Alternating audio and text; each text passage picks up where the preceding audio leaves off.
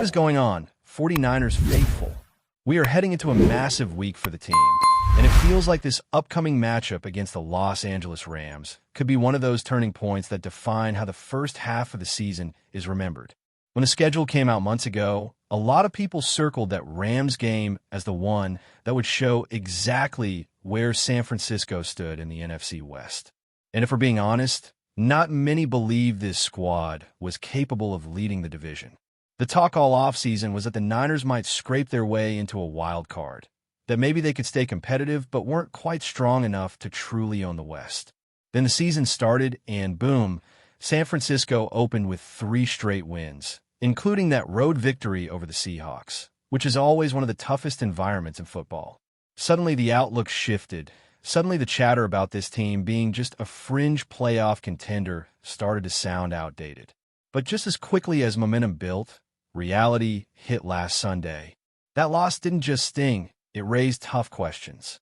It wasn't one of those defeats where you tip your cap and say the other team was simply better. It was the kind of performance that forces a hard look in the mirror. Mistakes piled up in all 3 phases of the game.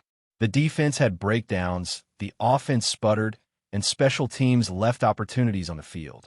The question that echoes now, only days before facing a division rival on short rest, is simple. What needs to change immediately? Where should the energy be focused so that this team doesn't fall into a deeper hole? Of course, when a team loses, fans tend to say that everyone needs to step it up. And in a way, that's true here. But not everyone was on the same level of struggle. Fred Warner, for example, looked like he was playing in a different league altogether. He continues to be the heartbeat of this defense, flying all over the field, making plays that don't just keep the team alive, but inspire everyone watching. Outside of him, though, it's hard to find anyone who walked away from Sunday without feeling they left something on the table. That's the reality, and it's why this short week is so crucial. Now, the spotlight naturally falls on Brock Purdy. He didn't look like himself, and whether it's the lingering effects of his injury or just an off night, he couldn't create the magic we've gotten used to seeing. The problem is, it might not even be him taking the snaps on Thursday. With Purdy questionable and several offensive weapons also banged up, the Niners could very well be heading into this rivalry game with Mac Jones at quarterback. And if that's the case, the strategy has to adapt. Mac isn't going to give you the mobility that Purdy does, and you can't call the same kind of extended plays or expect him to improvise outside the pocket. The approach has to be smarter, tighter, more efficient. That's where the conversation shifts from individual performance to offensive philosophy. Shanahan has always been a master at creating openings with his play designs. He's drawn up trick plays, misdirection, creative looks that keep defenses guessing. And against the Jaguars, his plan wasn't bad at all. Receivers were schemed open. Opportunities were there. The issue was finishing, capitalizing, executing. That's why the adjustment I want to see isn't so much about reinventing the playbook as it is about leaning into the fundamentals. Short, quick throws, checkdowns when the big play isn't there, and a heavier use of screens. This team has dynamic players who can do damage with the ball in their hands. You don't need to force deep shots into tight coverage every other drive. Sometimes the smartest move is to pick up those 3 or 4 yards at the sideline, keep the chains moving, and wear down the defense. And let's not forget the running game. Christian McCaffrey is still one of the most dangerous weapons in football, and the Niners need to lean on him more consistently. Even if it doesn't break open immediately, pounding the ball up the middle and challenging that young Rams defensive line sets a tone. It keeps the defense honest, it opens up play-action opportunities, and it creates rhythm. I want to see Brian Robinson get more touches too, because the offense feels unbalanced when everything is put on McCaffrey's shoulders. The run game has been a staple of Shanahan's system for years, and abandoning it too early in drives has been part of what's holding this unit back. Another key factor is protecting the football. Turnovers have haunted this team, whether it's interceptions, fumbles, or simply sloppy execution. Even in the rare game where the quarterback doesn't throw a pick, something else goes wrong, like a careless fumble that swings momentum. On a short week, against a divisional opponent, there is no margin for that kind of waste. Limiting risk has to be priority number 1. That doesn't mean playing scared or abandoning explosive plays completely, but it does mean being calculated about when to take those shots. Wait for the single high safety, wait for the corner blitz, wait for the moment when the defense cheats up against the run. That's when you attack deep. But until then, keep it condensed, keep it efficient, and force them to adjust. All of this offensive discussion, though, is only half the story. Because if we turn to the defensive side of the ball, things get even more concerning. Against Jacksonville, the pass rush was non-existent. No sacks, barely a quarterback hit, and a sense of frustration that carried over after the game. John Lynch himself admitted it flat out. In this league, you have to hit the quarterback. There's no way around it.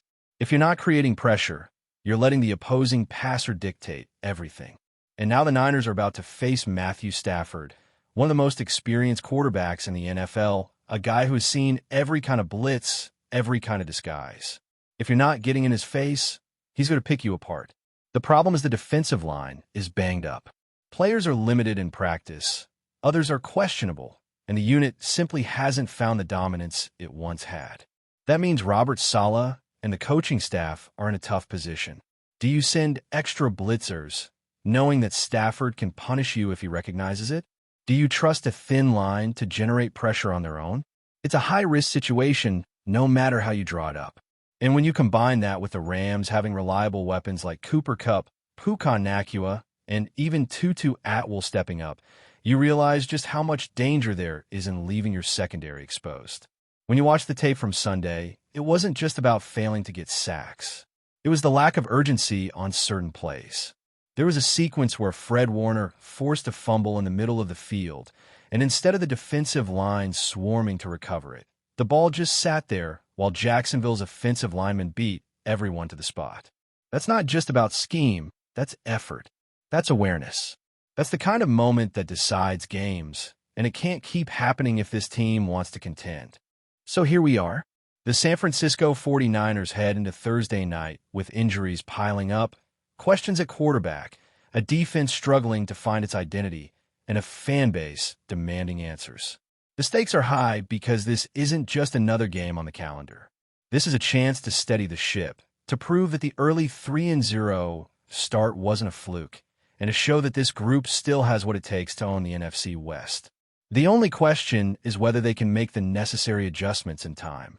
Now let's dig deeper into the quarterback situation, because it feels like everything this week circles back to Brock Purdy's health and whether or not he can realistically play on such short rest. John Lynch spoke about it earlier, making it clear that the team is being cautious, that every precaution will be taken, and while they're optimistic, there is no guarantee. Purdy himself admitted that if he had to play right now, he couldn't do it.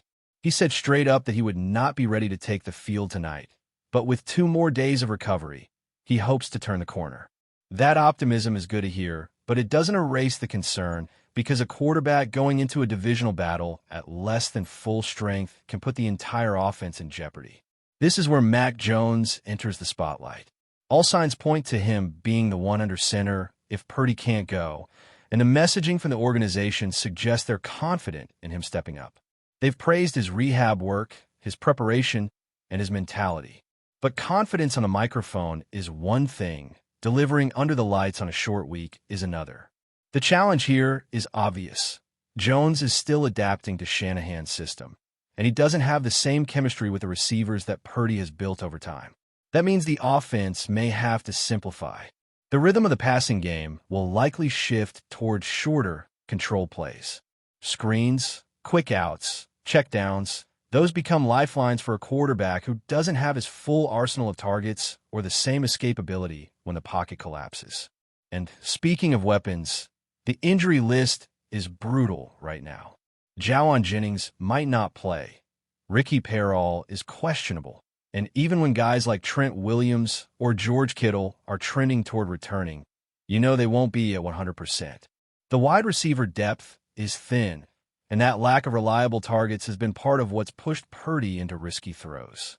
He's been forcing balls into tight windows, not necessarily because he wants to, but because the options around him haven't been dependable. Christian McCaffrey, as amazing as he is, can't be asked to perform miracles on every passing down.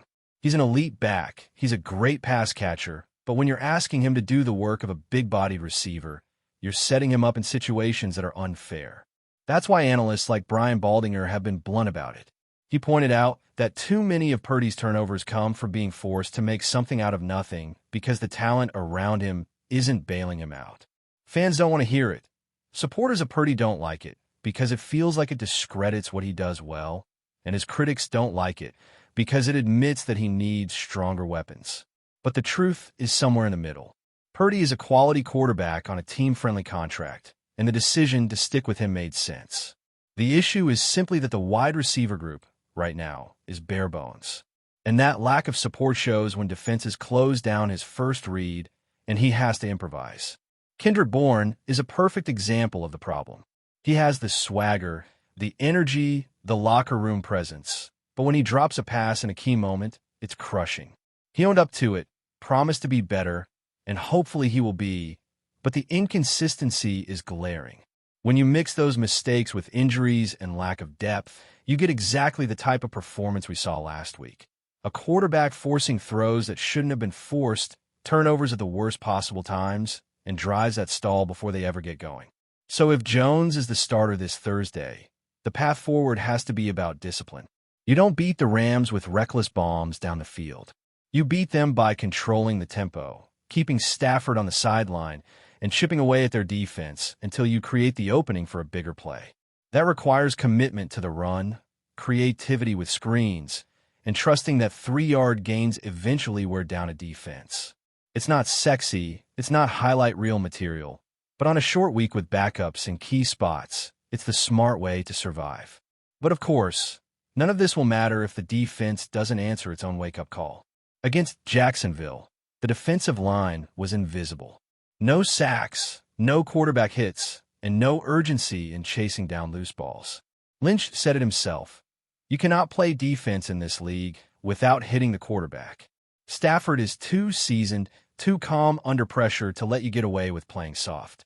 If you give him time, he'll find Cooper Kupp or Puka Nacua or Tutu Atwell, and they will make you pay. The Rams have enough weapons to punish every blown assignment, every missed tackle, every late reaction. The scary part is that San Francisco's line is limping into this matchup. Names like Mikael Williams and Yetur Gross-Matos are limited, and the rotation doesn't look ready to dominate.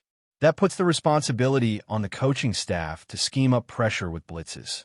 But blitzing Stafford is dangerous. He's seen 0 blitzes his entire career. He knows how to adjust, how to hit his hot read, and if the coverage isn't perfect, it turns into a chunk gain for Los Angeles. This is the chess match that Robert Saleh and company have to navigate. Risk leaving your secondary vulnerable with extra rushers, or risk giving Stafford a clean pocket if you play it safe. Neither option is comfortable, and that's what makes this such a tough assignment. But before we dive in, don't forget to subscribe to 49ers Zone and hit the like button on this video. Your support helps us keep bringing you the latest updates on the San Francisco 49ers. And don't forget to share your thoughts on the news in the comments below. The rumor mill is buzzing in the Bay Area as whispers suggest that the 49ers defensive powerhouse, Nick Bosa, may have just gained a major ally on the gridiron. Insiders hint at a potential addition to the roster that could shift the balance of power in the NFC. Sources close to the team say Bosa was spotted celebrating on social media, sending cryptic messages that have fans speculating about a high-profile signing. While the team has not made any official announcements, the excitement surrounding Bosa's apparent reinforcement is palpable. Teammates are reportedly thrilled by the prospect of a new star joining their ranks. And if the rumors are true, the addition could bolster a defense that has already been a nightmare for opposing quarterbacks. Fans are flooding forums and social media with guesses, ranging from standout free agents to unexpected trades that could change the dynamic of the 49ers lineup. The timing could not be more intriguing.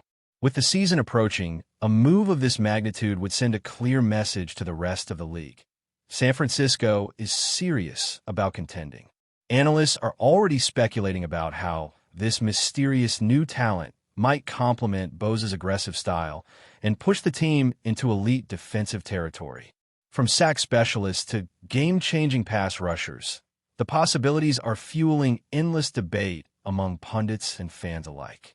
BOSA himself appears to be riding a wave of optimism.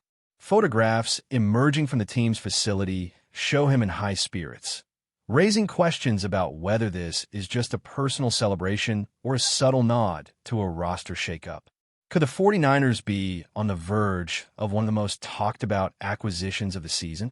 Only time will tell, but the rumor alone is enough to electrify the Bay Area, with fans already dreaming of unstoppable defensive duos and highlight reel plays that could define the coming campaign. As the speculation continues, all eyes will remain on San Francisco. The NFL landscape may be shifting, and Nick Bosa seems poised to welcome a new partner in crime, one whose arrival could ignite both locker room chemistry and fan excitement alike. The buzz is real, and the countdown has begun. That's it for this update. If you enjoyed the video and want to keep receiving exclusive news about the San Francisco 49ers, make sure to subscribe to 49ers Zone and give this video a like. We always look forward to hearing your comments and opinions. See you in the next video.